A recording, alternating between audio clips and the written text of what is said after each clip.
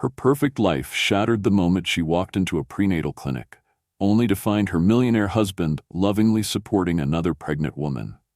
What followed was a storm of betrayal, courtroom battles, and a mother's fierce fight to protect her child. But this isn't just a story about heartbreak. It's about rising stronger. Where are you watching from? Don't forget to subscribe for more powerful, emotional stories that will keep you on the edge of your seat.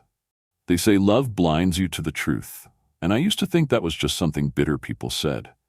But now, looking back, I realize how easy it was to lose myself in the fantasy, because Grant Whitmore knew exactly how to make fantasy feel like fact.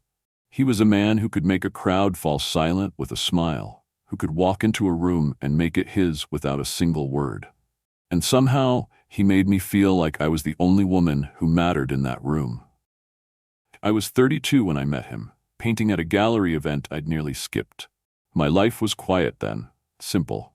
I taught art classes at a local community center and sold pieces when I could. My parents, a school teacher and a retired carpenter, had given me a life of humility and stability, and I carried that into adulthood like a badge of honor. I had dreams, sure, but nothing grand. Then came Grant, tall, crisp in his navy suit, with eyes that didn't just look at you, but studied you.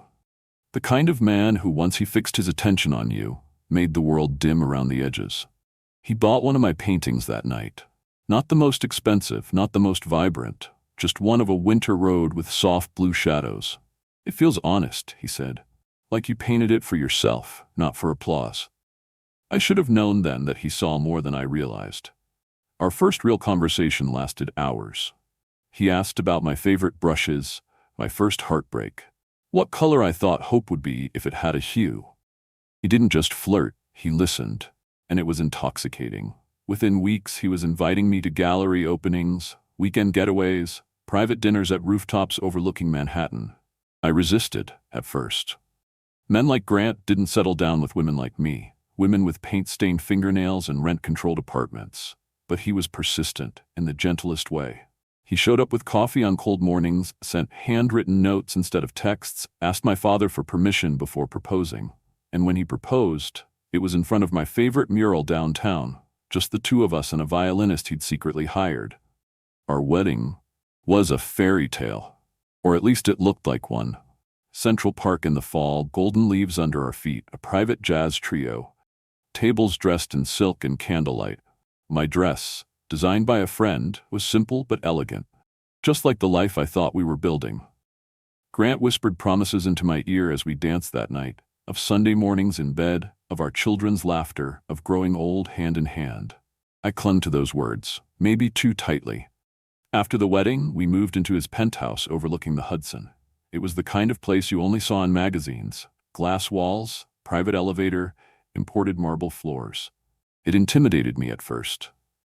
I remember tiptoeing in the first morning, afraid to smudge the floors with my bare feet, but Grant made it feel like home. He filled it with my paintings, even hung one above the fireplace. "This is our story," he said. "Color and light, that's what you bring me." He supported my art like no one ever had, encouraged me to open a gallery, introduced me to collectors, talked about me proudly at every event we attended. I started believing I belonged in his world. He made it easy. He was generous, not just with money, but with affection. Thoughtful gifts, breakfast in bed on rainy days, surprises just because he'd missed my laugh. For a while, I forgot to be skeptical. I forgot to ask where the cracks might be hiding. And then, we found out I was pregnant. I'll never forget the way he smiled, stunned, like someone had handed him the stars. He spun me around in the kitchen, laughing, crying, whispering, "You made me the luckiest man alive." That night, he called an interior designer before I'd even told my parents. He had plans for a nursery that looked like something out of a children's storybook. Hand-painted animals, custom rocking chairs, and a window seat for bedtime stories. We picked names together. He read books on fatherhood. He kissed my growing belly every night. And I, fool that I was, I believed this was everything it seemed. I let go of doubt like shedding a coat I thought I no longer needed. I told myself that yes, maybe his business trips were longer, but his company was expanding. Maybe the late-night phone calls were stressful, but big deals required sacrifice. I saw the fatigue in his eyes and thought it was for me. For us, sometimes I'd wake up to find him on the balcony, staring out at the city, his face unreadable.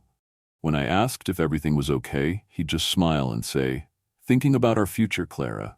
Just dreaming big." And I'd go back to sleep, wrapped in that dream.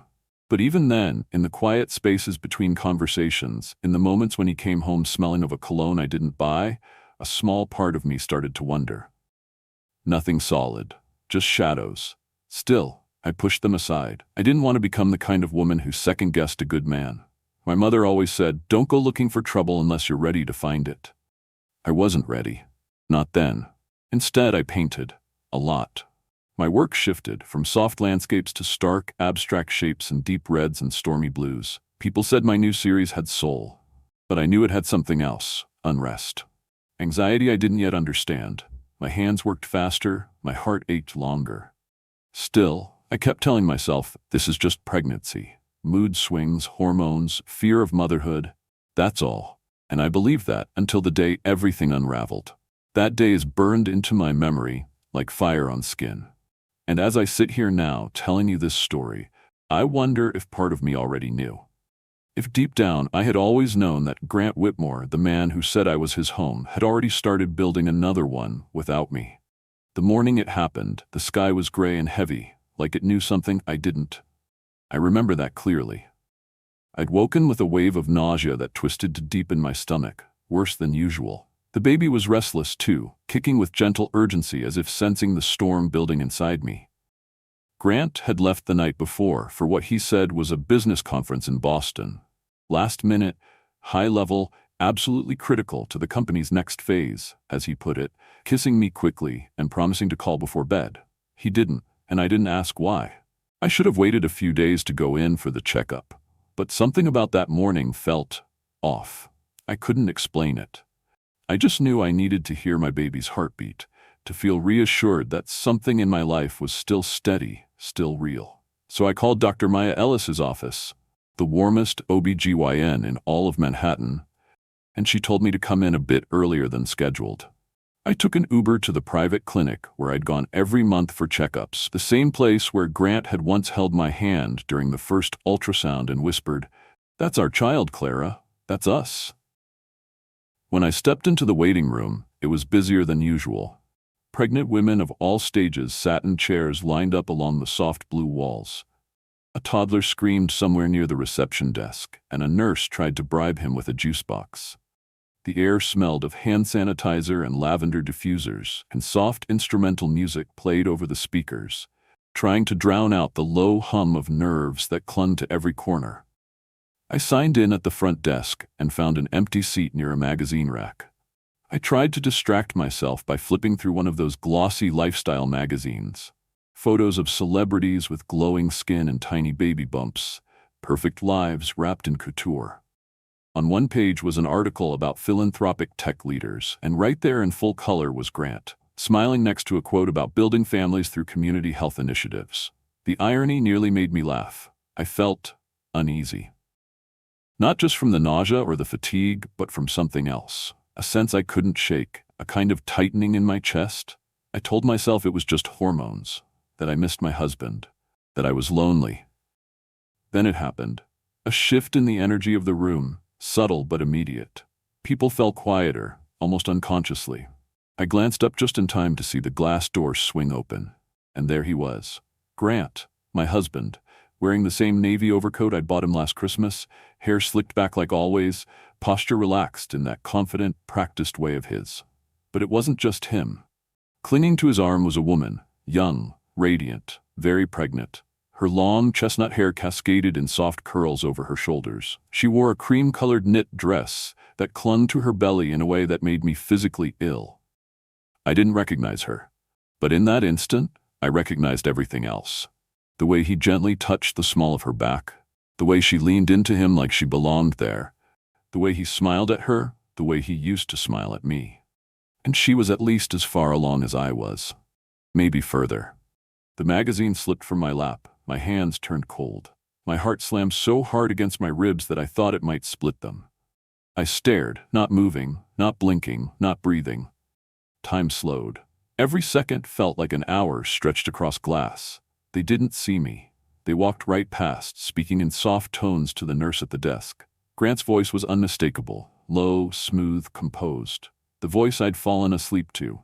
The voice that read baby names aloud in bed just weeks ago. He whispered something to the woman, Sienna, I would later learn, and she laughed softly, eyes sparkling.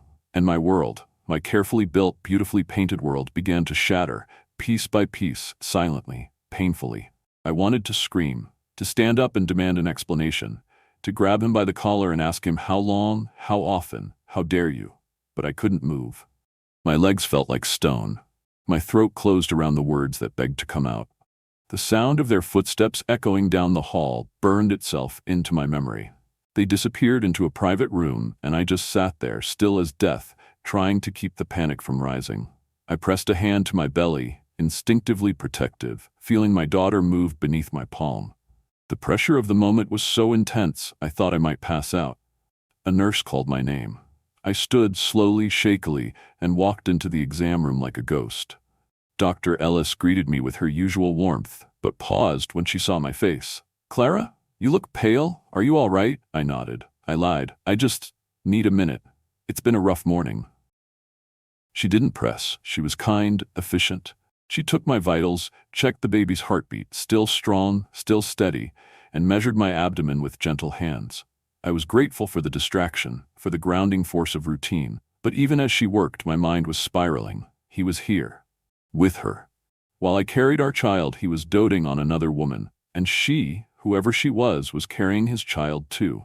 After the exam, Dr. Ellis stepped out to retrieve test results, and in that small, sterile room, I cracked the door open and peeked into the hall. There he was, leaning against the wall, jacket folded over his arm, speaking in hushed tones to a nurse. The woman beside him looked nervous, rubbing her belly. Grant placed a comforting hand on her lower back and whispered something close to her ear. She smiled at him, the same way I used to, and then I heard her say it. Thank you, Grant, for being here. I know this wasn't part of the plan, but you've been amazing. I just want our baby to have the best life possible. Our baby. That was it. The last thread of denial snapped clean. It wasn't a misunderstanding. It wasn't a work contact or a family friend. He hadn't lied once. He'd lied for months, lived a double life, slept in my bed while loving someone else. I shut the door softly and backed away, heart pounding so loud it drowned out everything else. I pressed a hand to my belly and whispered to my baby, I'm sorry, sweetheart. I didn't know. I didn't see it. But I saw it now. I saw everything. And I knew, in that moment, my life would never look the same again. I left the clinic without saying a word to anyone. Not to the nurse who wished me well, not to the other expectant mothers still waiting, and certainly not to Grant, who remained oblivious behind those sterile walls, wrapped in soft lies and whispered promises to a woman who wasn't me. The moment the elevator doors closed behind me, I let out the breath I hadn't realized I'd been holding. My hands were trembling, my chest ached. I felt like a stranger in my own body. The sidewalk outside felt impossibly loud. Taxis honked, people bustled past me. Life was still moving, but mine had stopped. I clutched my belly with one hand and reached into my purse with the other, fumbling for my phone. I didn't call anyone, not yet. Instead, I opened the camera app and stared down the corridor toward the glass doors of the clinic. There he was, still there. Still her man, not mine. I lifted the phone and snapped a photo. It wasn't clear. It didn't show his face, but it showed enough. His silhouette, the gentle, unmistakable way he touched her back, the protective curve of his body toward hers. Something inside me shifted. The part that wanted to fall apart, cry, scream, collapse, was still there, but beneath it, something sharper began to rise. Resolve. I couldn't afford to fall to pieces. Not now. Not with a baby on the way. I needed answers. I needed clarity. And most of all, I needed a plan. I took a cab, not home, but to a small cafe I used to visit before Grant came into my life. The kind of place with mismatched mugs, chipped tables, and quiet corners where no one asked questions. I sat in the far booth and stared out the window for what felt like hours. My reflection in the glass looked hollow, my lips pale, eyes sunken. I ordered chamomile tea, but it sat untouched, growing cold. My fingers hovered over my phone screen. And then, before I could overthink it, I sent a message to someone I hadn't spoken to in years. Walt Murphy. He wasn't just a photographer. He was a discreet man with a knack for digging into shadows. Years ago, when I was still an art student, Walt had taken gritty street photos that made their way into underground galleries. But when money got tight, he started taking private gigs, paparazzi, divorce investigations, the quiet kind of surveillance no one admitted to hiring. Me, Walt, I have a situation. Personal. I need photos, evidence, discretion is everything. Can we meet? His reply came almost instantly. Walt, I'm in. Same rules as before. Cash, no questions, no leaks. We met the next morning at a diner in Queens, far from the glitz of Manhattan. I wore sunglasses and a scarf, ridiculous maybe, but I couldn't risk being recognized. Grant and I had become semi-public. Magazines had featured our wedding, my art, his philanthropy. If anyone spotted me like this, it would raise questions I wasn't ready to answer. Walt slid into the booth across from me, older now, his beard flecked with gray. But his eyes hadn't changed, sharp, quick, unblinking. Tell me what you need, he said. So I did. I told him everything, what I saw at the clinic, what I heard, what I suspected. I didn't cry, I didn't whisper. I laid it out like a canvas, each stroke deliberate. I gave him Grant's schedule, his habits, the names of his assistants, the buildings he visited. I even told him about the name I overheard, Sienna. I didn't know her full name yet, but it was a start. Walt nodded as I spoke, his fingers already tapping notes into his burner phone. Give me a week, he said. I'll have everything. 7 days. That's all I needed to hold it together. Back at the penthouse, I played the part. I smiled when Grant called that night from Boston, telling me how exhausting the conference was. I asked how the keynote went. I told him I missed him. I even said, be safe, okay, before hanging up. Then I went to his office. Grant had always been protective of his home office. It was locked most of the time, and I never pushed. But I knew where he hid the spare key, behind a framed photo of us on our honeymoon in Greece. I had given him the frame. Inside was a picture of me in a sundress, hair wind-swept, laughing as he reached for my hand. I took it off the shelf and flipped it over. The key slid out like a secret. Inside, the office smelled like leather and cedarwood. His books lined the shelves. Business titles, biographies of visionaries, the occasional novel with its spine barely creased. I sat at his mahogany desk, heart pounding, and opened his laptop. I tried my birthday. Wrong. Our wedding date. Still wrong. Then I remembered a detail from his childhood stories. His mother's name. Eloise. That worked. The desktop was a goldmine. Emails, receipts, reservations, hidden folders labeled with bland names, private projects, event planning, Q3 reports. But inside, damning evidence. A dinner at 11 Madison Park. A stay at a luxury suite under an alias. A spa day reservation for 2 at Blissful Bloom Maternity Retreat. And there it was. Sienna Vale. He'd used her name in confirmation emails, transfers, even a jewelry store inquiry. All while pretending to be in board meetings, cities away, working late. The man who had once brought me roses for no reason was now using a shell company to pay for a second life. I downloaded everything to a flash drive I found in the drawer. Every email, every itinerary, every receipt. I even took screenshots with my phone, just in case. My hands trembled the entire time, but I didn't stop. I couldn't, because this wasn't about heartbreak anymore. It was about survival. Mine. My babies. When I finally closed the laptop and locked the office behind me, I felt like a criminal.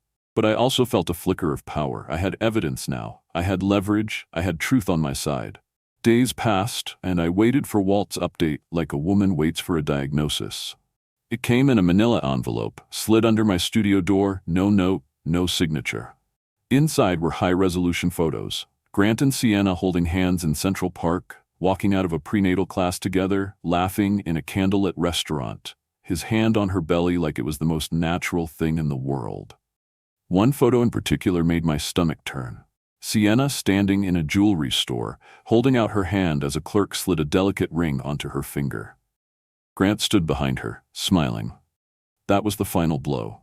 I laid the photos out on my table, my belly heavy with the child he had promised to cherish, and I whispered aloud to the silence, "This is war." I wasn't just hurt anymore, I was ready. I had always believed in honesty, soft, earnest, sometimes naive honesty. But that night, I embraced strategy. I wasn't just a betrayed wife anymore. I was a mother preparing for battle. And battles, I realized, weren't always fought with fists or fury. Sometimes the most devastating blows came dressed in calm smiles and candlelight. I spent the afternoon preparing a dinner I hadn't cooked in months: rosemary lamb chops, roasted garlic potatoes, and a side of asparagus with lemon zest. It was Grant's favorite, or at least it used to be. I wasn't sure if he still craved it, if his tastes had changed along with everything else in our lives. But the meal wasn't for nostalgia. It was a stage, and I was setting the scene. The table was set with our wedding china, the ones etched with gold vines around the rim. I lit candles, 3 like always, and opened a bottle of red wine I knew he liked.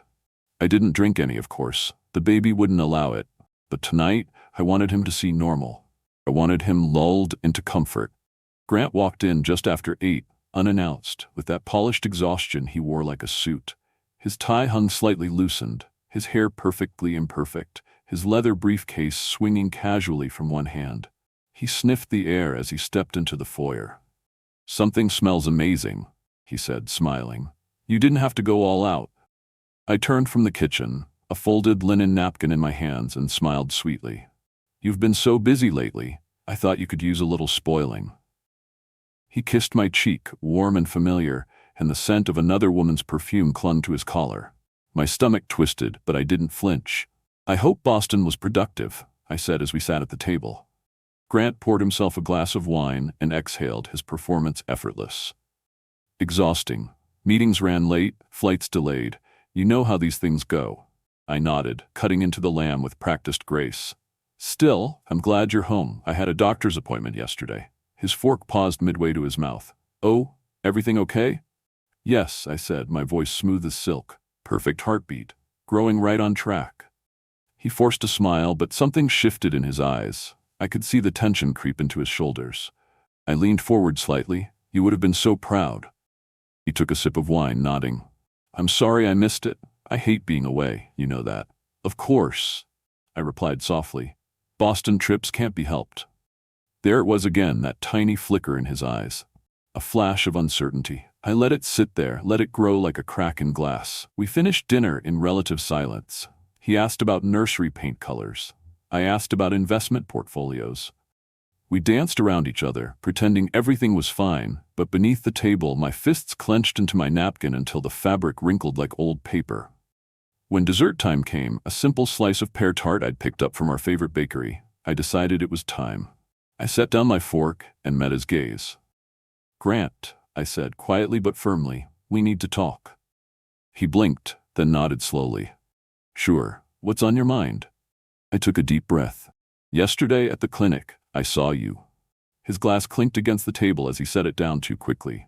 "What? You weren't in Boston," I said, my voice steady despite the tremble in my chest. "You were at Dr. Ellis's office, with a woman, a pregnant woman." His face went white, mouth open, eyes wide, searching for words that wouldn't come. I leaned back slightly. "You rubbed her back. You held her hand. You whispered to her like she was the only woman in the world." He exhaled sharply and looked down at his plate. "Clara? I can explain." I laughed, bitter and low. "By all means, I'm listening." "It wasn't supposed to happen like this," he said, running a hand through his hair. "I made a mistake, an affair. I was careless. I didn't plan for it to go this far." "But it did," I said. "She's pregnant, Grant, just like me." His eyes flicked up to mine, filled with shame but also with calculation. "Clara, I love you. This thing with her, it wasn't real, it was—" "A mistake?" I interrupted. "You kept that mistake going for months, paid for her apartment, bought her prenatal care, took her to a jewelry store." He looked like he'd been slapped. "You've been spying on me?" "No, Grant," I said coldly. "I've been protecting myself. Because clearly you stopped doing that a long time ago." He reached across the table, but I pulled my hand back like it burned. "Don't," I whispered. "Don't touch me. Don't pretend like this is something we can fix with apologies." "I still want this family," he said. "I'll end it with her. I'll tell her." "I don't care what you tell her," I said, rising from the table. "What I care about is the truth. The fact that you let me carry your child while lying to my face every day." The room fell silent, save for the soft crackling of a candle wick. He stood too, desperation creeping into his voice. "Clara, don't do this. We can fix it. We've built too much together." "We built it on me trusting you," I snapped, "and you set it on fire." I walked toward the living room, needing space, air, anything that wasn't him. He followed, still pleading. If you file for divorce, it'll get ugly. My lawyers. Don't, I said, spinning around. Don't you dare threaten me. I have documentation, Grant, emails, photos, receipts. Your lies, neatly organized and time-stamped. He froze, and for the first time, I saw fear. I've already spoken to a lawyer, I continued. So unless you want your name plastered across every tabloid with words like infidelity and emotional cruelty, I suggest you pack a bag. Where will I go? He asked, his voice suddenly small. Anywhere that's not here. He stood there, staring at me, as if seeing me for the first time. Not as the woman he'd married, not as the background to his perfect life, but as a woman he underestimated. A woman he thought would break. But I didn't break. I watched him gather his things in stunned silence. He took only what he needed, his laptop, an overnight bag, his coat. He lingered at the door for a moment, one hand on the knob, the other hanging limp at his side. Clara, he said, his voice low and cracked, I never meant to hurt you. You didn't just hurt me, I replied. You shattered the life we were building. And for that, I don't think I'll ever forgive you. He didn't answer, just stepped into the elevator and disappeared. When the doors closed, I sank onto the couch, my arms cradling my belly like armor. The silence wrapped around me like a second skin. The apartment was too quiet, too big, too haunted, but it was mine again. I whispered to the child inside me, voice thick with tears but strong. It's just you and me now, sweetheart, and we're going to be just fine. The night after I threw Grant out, I barely slept. I lay awake in the dark, listening to the hum of the refrigerator, the distant horns of traffic below, and the slow, steady beat of my baby's heartbeat pulsing through the monitor beside my bed. My body was exhausted, but my mind was burning. Not just from grief, but from clarity. The fog of denial had lifted, and now all that remained was the harsh light of reality. My husband had betrayed me. The life I had built was unraveling, and I needed to prepare for war. By morning, the first message from Grant arrived, an apology text full of empty words and half-truths. Clara, I know you're hurt. I'm sorry. Please let's talk. I'll do whatever it takes to fix this. I didn't reply. By noon, there were 2 missed calls and a voicemail. His voice low, desperate, rehearsed. I deleted it before the end. By evening, a knock came at the door. I didn't answer. I watched from behind the peephole as he stood in the hallway holding a bouquet of white tulips, my favorite. The same flowers he brought me the day we found out I was pregnant. He stood there for 5 minutes, then left the flowers on the floor. I didn't pick them up, let them wither like everything else he touched. The next morning, I contacted Fiona Sloan. Fiona was a name whispered among women with wealth, secrets, and everything to lose. A high-powered divorce attorney in her early 50s, she was known for her ruthless brilliance and laser-sharp instincts. We met in her office, an elegant space with tall windows, chrome accents, and not a single item out of place. She looked me over with the precision of a surgeon, calculating, calm, and quietly fierce. I've reviewed your email, she said, folding her hands over a sleek notepad. Infidelity, emotional distress, pregnancy, high net worth assets. It's a messy combination, but also a winnable one. Her confidence gave me breath I didn't know I was holding. I nodded. I want to protect my baby. I want security, and I want him to pay. She arched a brow slightly. Financially? And publicly, I said. Fiona smiled just a little. Then let's begin. We went through everything, the timeline of the affair, the spa receipts, the email chains, the prenatal class photo. I slid across the flash drive like a card in a high-stakes poker game. Fiona reviewed everything in clinical silence. You've done your homework. That helps. I had no choice, I whispered. He's lied to everyone. Me, our friends, the press. He's painted himself as a philanthropist, a man of integrity. And now we paint him differently, she replied, eyes flashing.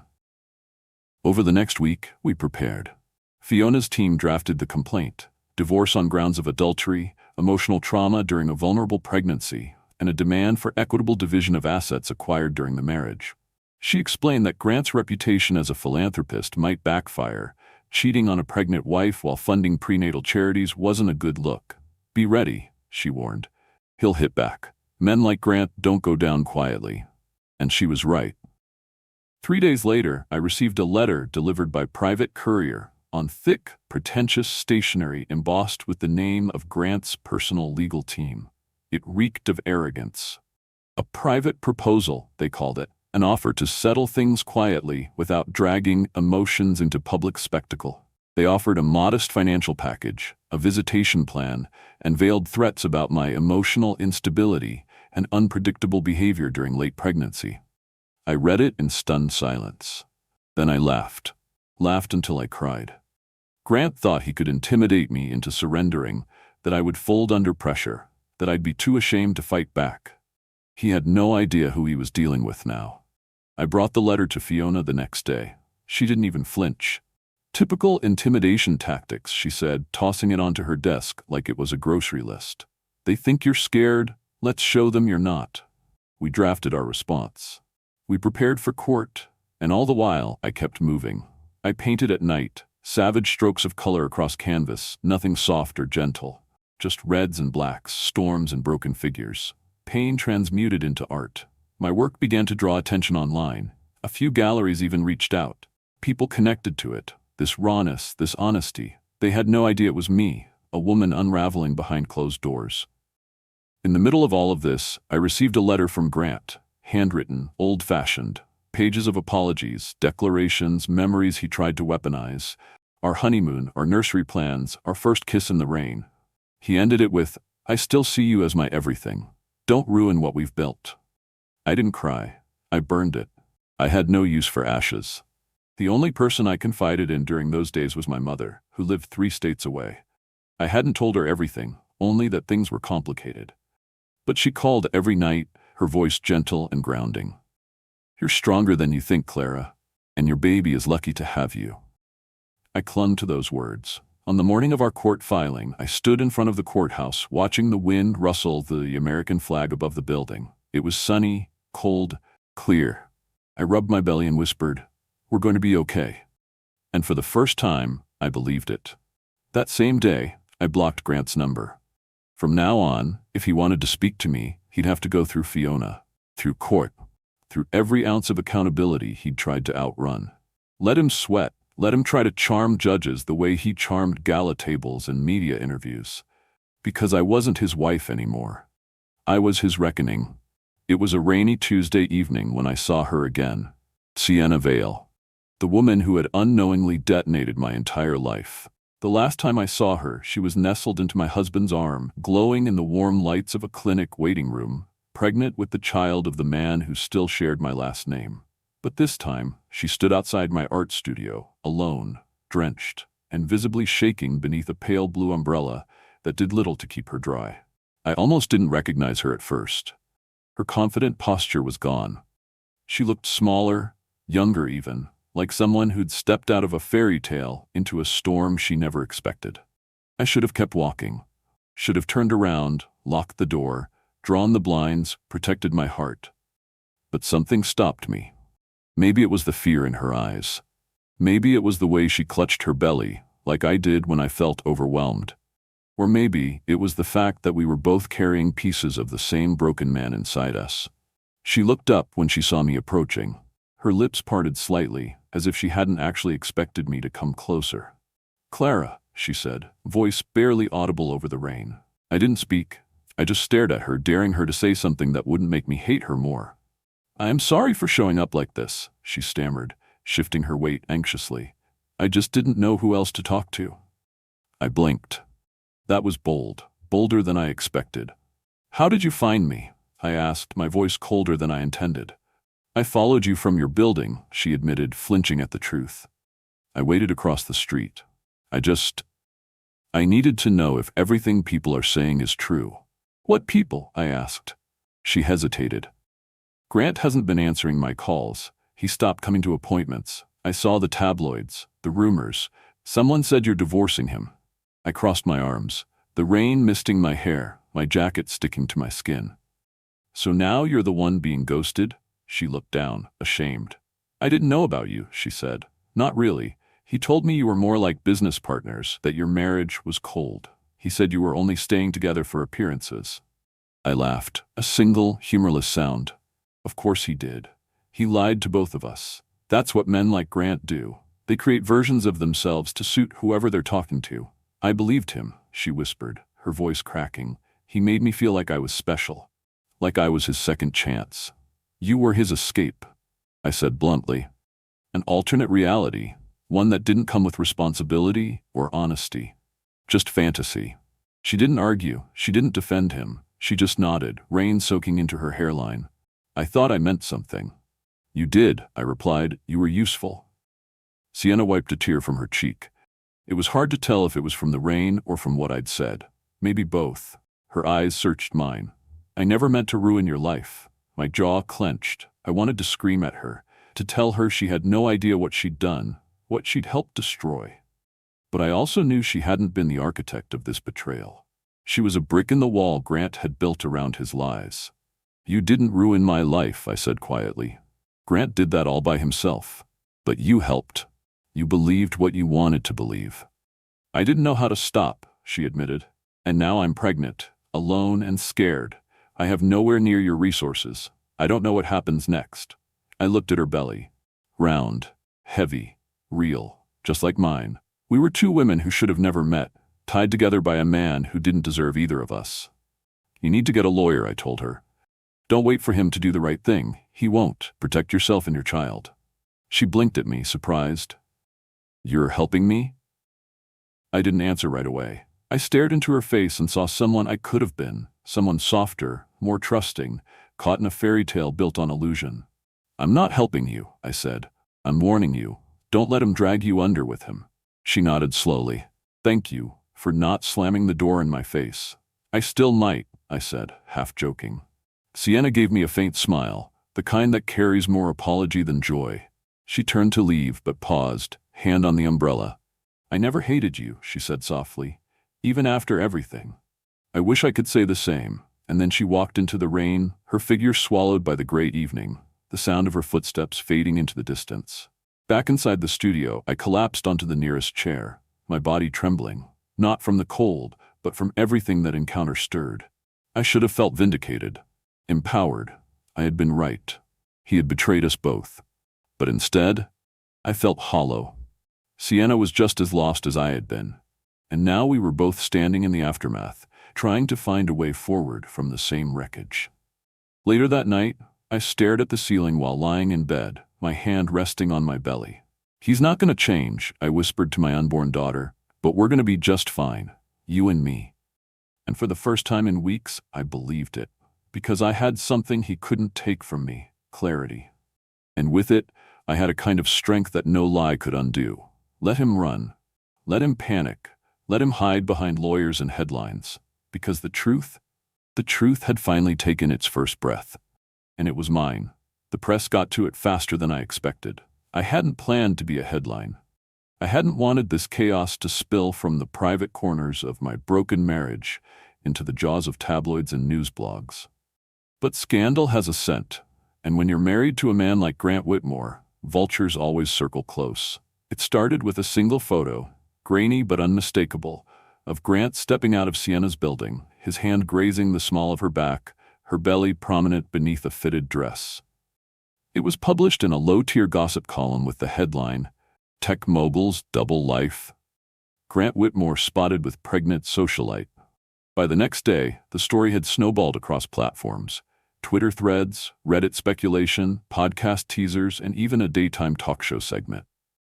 I watched it unfold with the eerie detachment of someone observing a car crash she'd already walked away from. My phone buzzed nonstop with reporters fishing for quotes, distant acquaintances pretending to be checking in, and my art agent asking whether I wanted to address the story publicly. No, not yet. I wasn't ready to speak, not until the courtroom spoke first. Fiona called early one morning, her voice taut with energy. They're panicking. Good, I said, staring at my reflection in the bathroom mirror. My face looked older somehow, sharper around the edges, like grief had sculpted it into something steelier. We're filing tomorrow, Fiona continued. Adultery, emotional distress, reckless endangerment of maternal health, the evidence you've gathered, it's airtight. I nodded, more to myself than to her. Do it. We filed in Manhattan Supreme Court. The complaint was thorough, damning, and backed by time-stamped photos, financial statements, and witness reports from Walt Murphy's careful shadowing.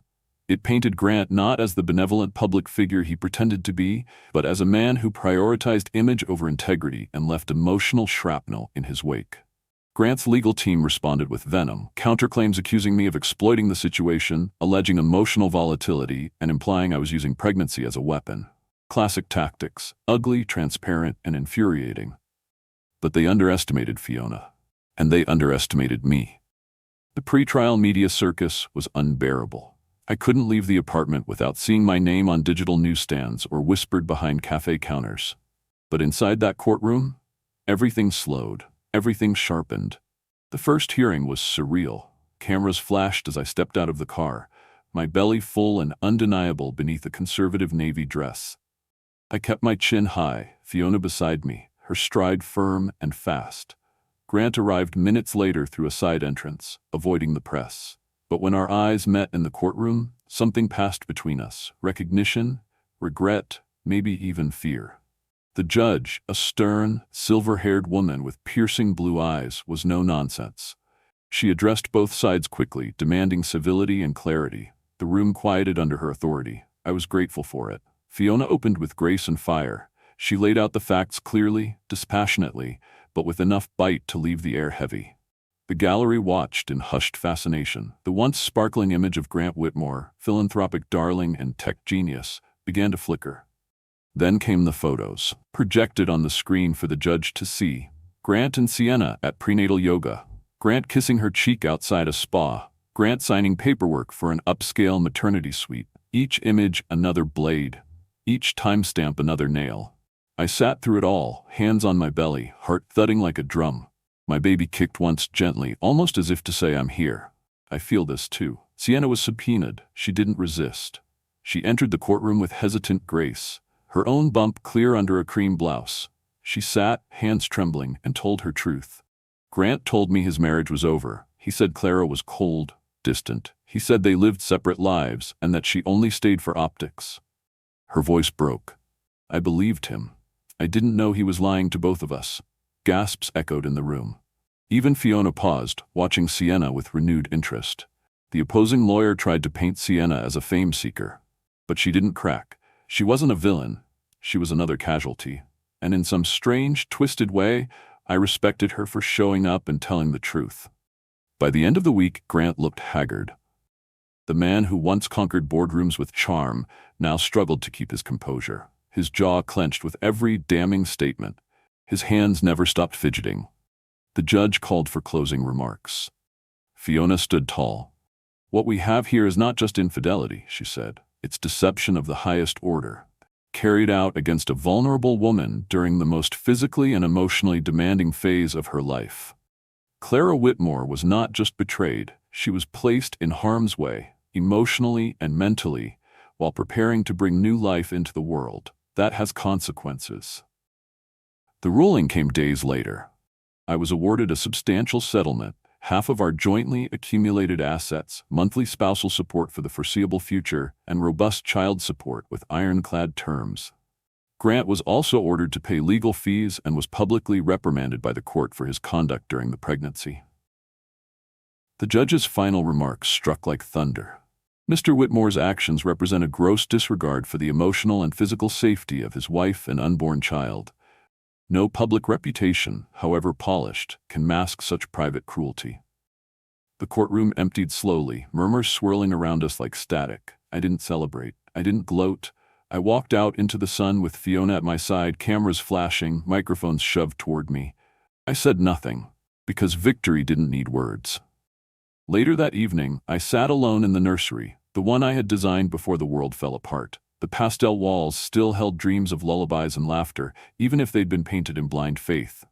I traced the edge of the crib with my fingers and whispered, "We're free." Outside, the city roared. Inside, I finally felt peace. Not because the pain was gone, it wasn't, but because I had faced it and won. Let Grant rebuild his empire from the ashes he created. Let the press dissect his downfall. Let Sienna find her own strength in whatever shape that looked like. As for me, I had a baby on the way, and a brand new name for myself, Survivor. The night I went into labor was quiet, almost eerily so. No thunder, no drama. Just a soft breeze tapping against the nursery window and the faint hum of the city far below. I'd been timing the contractions for over an hour, trying not to panic, trying not to cry, not from pain, but from the finality of it all. This was it.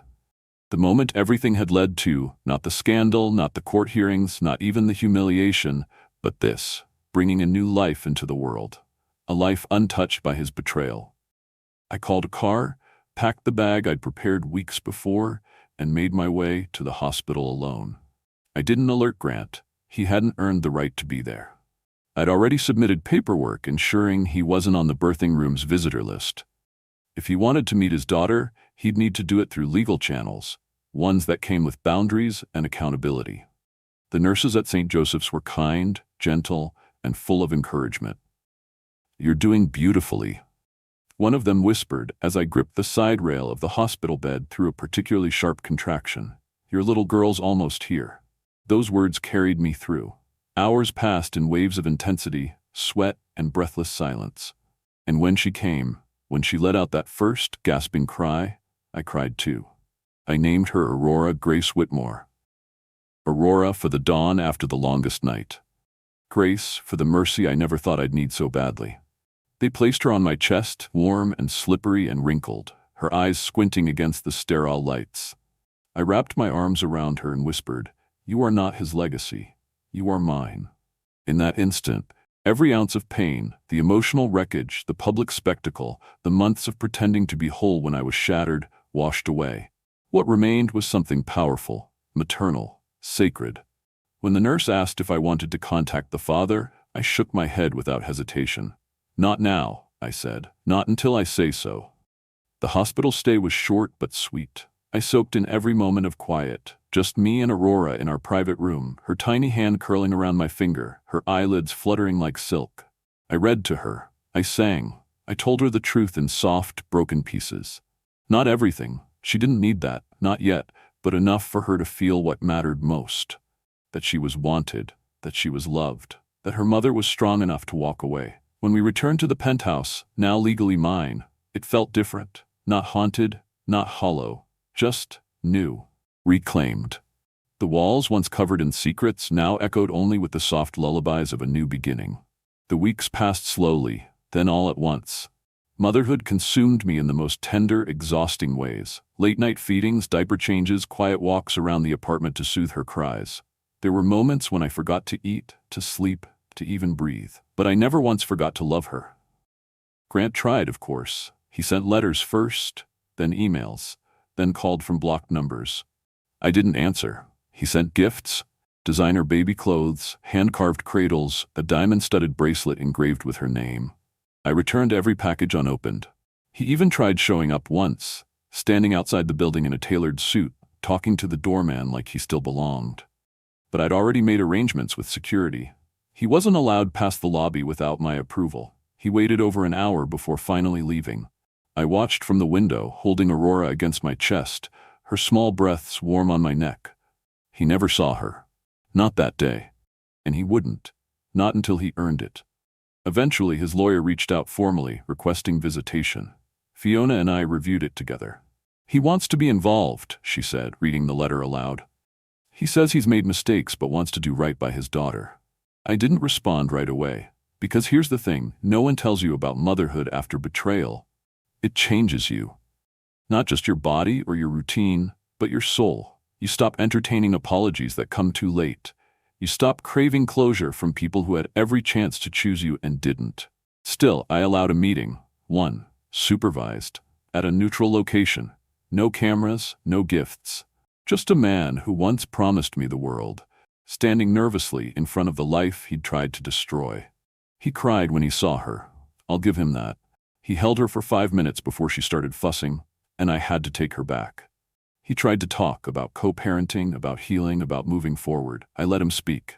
And then I said, "She's not your redemption arc, Grant. She's not your second chance. She's my daughter. And everything you do from now on, everything, has to be earned." Understood? He nodded, lips trembling. Understood. He left quietly. For once. And I breathed easier. Months passed. I painted again. this time with Aurora strapped to my chest in a wrap, her warmth grounding me. My art was different now, no longer fueled by pain but by resilience. Bold colors, sharp lines, raw motherhood on canvas. People noticed. Critics wrote about my rebirth. I didn't correct them. It was true. One gallery asked to host a solo show. I titled it The Light After. Every piece sold. The tabloid stories faded eventually. Some other scandal took their place. Grant's company weathered the storm, though it never quite recovered its shine. His partnerships shifted. His philanthropic image dimmed. He remained a father on paper, a man out of reach in every other way. And me? I grew into someone I never expected to be, tough, tender, fiercely independent. I wasn't just surviving anymore, I was thriving, because Aurora gave me that. A reason to rise, a reason to heal. One evening, as the sun dipped behind the skyline and the city flickered alive below, I rocked her in the nursery, humming a song my mother once sang to me. She looked up with wide eyes, his eyes, yes, but softer, unburdened. "You're going to be everything I never was," I whispered, tears catching in my throat. "And I'll be everything you ever need." Because in the end, the story wasn't about him. It was about the woman he tried to break, and the daughter who made her whole again. Thank you so much for staying with me until the very end of this emotional journey. If you've made it here, it means you were willing to walk beside Clara through betrayal, heartbreak, and ultimately healing. Her story reminds us of something powerful. No matter how deep the wound, no matter how painful the truth, we can rise again. We are never truly broken if we find the strength to stand up, for ourselves and for those we love. Life doesn't always go according to plan. People we trust may disappoint us, but what matters most is how we respond when everything falls apart. Clara didn't just survive, she rebuilt. For her daughter, for herself. And that's a reminder to all of us. You are stronger than you think. Where are you watching from today? I'd love to know. Drop your city or country in the comments. If this story moved you, inspired you, or made you reflect on your own strength, please don't forget to like, share, and subscribe to the channel. We have more powerful stories coming your way. Tales of resilience, redemption, and the unbreakable human spirit.